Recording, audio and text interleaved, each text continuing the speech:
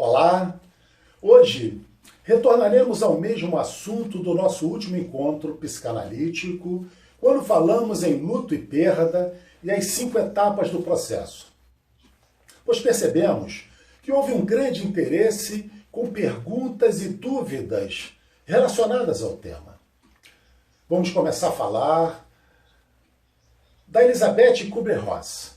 Foi uma psiquiatra suíço-americana, pioneira em estudos sobre a morte com pacientes terminais e a mais respeitada autoridade no assunto.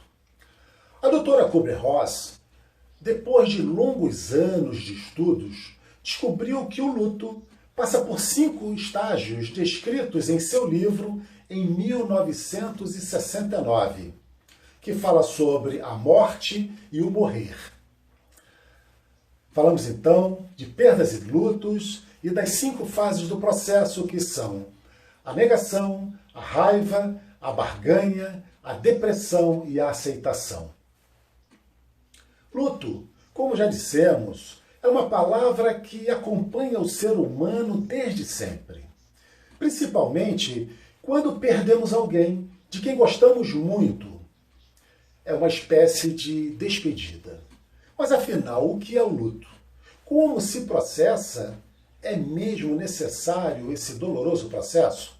Sim, o luto é um processo doloroso e que não deve ser impedido ou interrompido. Ele tem que ser encarado, vivido. É um processo necessário e fundamental para preenchermos o vazio deixado por qualquer perda significativa. Não apenas de alguém, mas também por algo de muita importância para nós, como, por exemplo, o objeto, um emprego, um membro do nosso corpo físico, um animal de estimação ou até mesmo uma viagem. O processo de luto se dá tanto em humanos quanto em animais. Em nós, humanos, o processo de luto é acompanhado por um conjunto de sentimentos, dentre os quais destacamos a tristeza, a raiva, a culpa, a ansiedade, a solidão, a fadiga, o desamparo, o choque, o anseio, o torpor, o alívio e a emancipação. Como já dissemos, refletindo em nossos corpos físicos sintomas de vazio no estômago, aperto no peito, nó na garganta, boca seca, entre outros sintomas. Ainda dizemos que identificar essas 5 fases irá ajudar a reconhecer e trabalhar suas emoções durante o processo. No momento que estamos cientes do que estamos vivendo ou vamos viver, superar fica mais fácil e suave e menos complicado. Vamos então analisar as 5 etapas desse processo. Lembrando que estes estágios não são sequenciais e também não se manifestam em todos os pacientes em sua totalidade da mesma forma. Temos então a primeira etapa do processo, que é a negação. Negar é a primeira reação a uma perda iminente. Pensamento do tipo, isso não está acontecendo comigo, é recorrente. É nesta fase que algumas pessoas começam a viver como robô, fingindo que nada aconteceu, evitando encarar de frente a situação para evitar o sofrimento.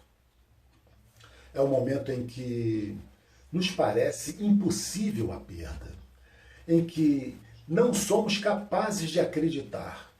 A dor da perda seria tão grande que não pode ser real, não pode ser possível. Então, negamos. A segunda etapa é a raiva. A raiva surge depois da negação, mas mesmo apesar da perda já consumada, negamos acreditar. E pensamos, por que comigo? Surge nesta fase sentimentos de inveja e raiva, e qualquer palavra de conforto parece falsa. Não acreditamos na sua veracidade. É uma fase bastante nociva e que esconde a verdadeira tristeza que você está sentindo dentro do seu coração. A terceira etapa é a barganha, a negociação. A negociação surge quando o indivíduo começa a pôr a hipótese da perda e, perante isso, tenta negociar. Então, começa a barganhar com ela mesma. São reflexões como: vou ser uma pessoa melhor, serei mais gentil e mais simpático com as pessoas, vou ter uma vida mais saudável e assim por diante.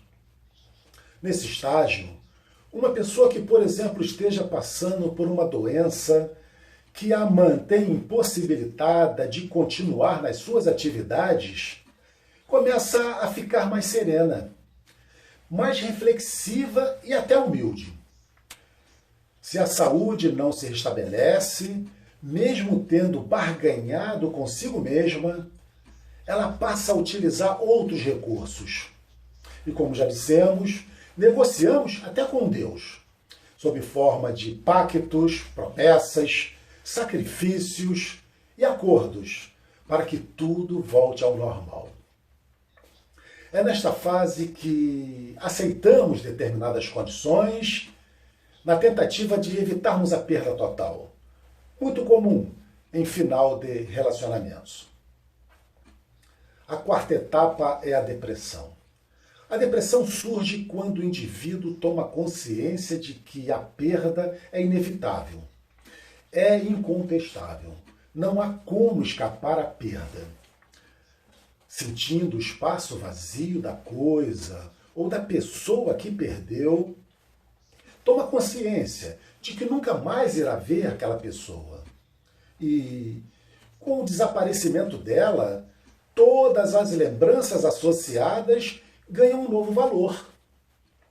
Algumas pessoas demoram décadas para sair dessa fase. Outras nunca vão conseguir aceitar a perda.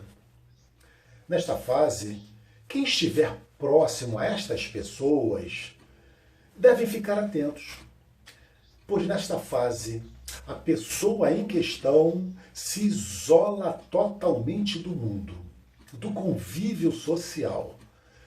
Sentimentos de melancolia, desânimo, desinteresse, apatia, tristeza, choro e impotência são comuns. Ainda, segundo a doutora Nise da Silveira, quando, então, descartada a origem orgânica dos excessos, torna-se irrefutável refletirmos sobre o que está oculto na ocorrência dos sintomas demasiados, identificando assim a desdiversação, a psicopatologia ou ao deslocamento de defesa ou transtorno de depressão. A quinta etapa é a aceitação.